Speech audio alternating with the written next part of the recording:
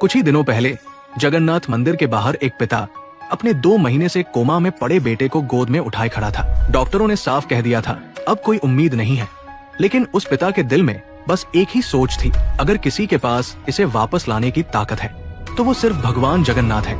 वो अपने बेटे को लेकर सीधे मंदिर के अंदर पहुंचा। भगवान के सामने बैठकर रोते हुए बोला, मुझसे सब छीन सकते हैं पर मेरा बच्चा मत छीनना भगवान। उसी समय मंदिर में महाप्रसाद का चरणामृत दिया जा रहा था। जैसे ही पुजारी ने बच्चे पर चरणामृत छिड़का और चमत्कार हुआ। कुछ सेकंड तक खामोशी रही, फिर अचानक लड़के की उंगलियां हिली, उसकी गर्दन हल्की सी उठी और 2 महीने से बेहोश पड़ा बच्चा धीरे धीरे आंखें खोलने लगा। लोग दंग रह गए। पिता रोते रोते सिर्फ यही कह रहा था, ये जगन्नाथ का चमत्कार है, मेरा बच्चा वापस आ गया।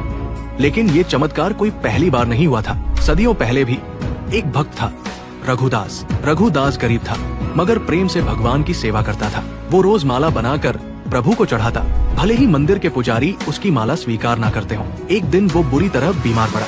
कई दिन तक बिस्तर पर पड़ा रहा, कोई सेवा करने वाला नहीं। लेकिन उस रात एक अजनबी बालक उसके घर आया। उसने बिना कुछ कहे रघुदास की सेवा शुरू कर दी। वो खाना बनाता, दवा देता, पानी पिलाता और जब भी रघुदास पूछता तू कौन है बेटा, बालक मुस्कुराता और कहता, मैं वही हूँ जिसकी माला तुम रोज बनाते हो। अगली सुबह जब रघुदास उठा तो वो बालक गायब था, पर भगवान जगन्नाथ की प्रतिमा पर उसकी माला लिपटी हुई थी और उनके चरणों पर वही तुलसी दल रखा था जो उस रात रघुदास ने चढ़ाया था। शायद इसलिए कहा जाता है, पुरी का ये मंदिर सिर्फ एक स्थापत्य नहीं, ये जीवित आस्था है जहाँ भगवान सिर्फ देखे नहीं जाते, वो खुद आकर अपने भक्तों के आंसू पोंछते हैं।